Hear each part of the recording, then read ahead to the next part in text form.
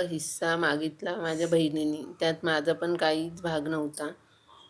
ते घर आहे हडपसरचं बद्दुरकरांचं. ते घर तिच्या नावावर आई-अण्णांनी केलं. त्यामुळे ती म्हटली, "माझ्या नावावरचं घर मला द्या." तर त्यांनी काही घर दिलं नाही किंवा ते घरात राहणारी लोकं ते पण असे म्हटले नाही, की "तुम्ही घ्या बाबा, तुमच्या घरात वाद होणार नाही. घ्या, या घरामुळं भांडताय तर."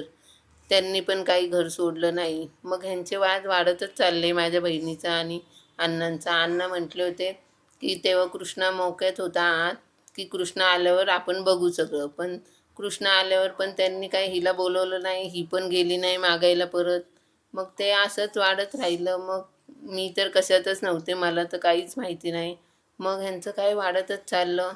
मग त्यातनं आज इथपर्यंत आलं. याचा काहीच संबंध नाही. माझं तर कधीच घरातल्यांशी मी कधी वाईट बोलले नाही का काय नाही किंवा माझा मुलगा पण कधीच कोणाशी आता तुम्ही तो फोटो बघताय. तो किती जवळ होता सगळ्यांचा आणि सगळे पण तेवढाच लाड करायचे. मग एवढं असं करण्यासारखं केलं काय? म्हणजे ह्यांचं हृदय का काय तेच मला कळालं नाही.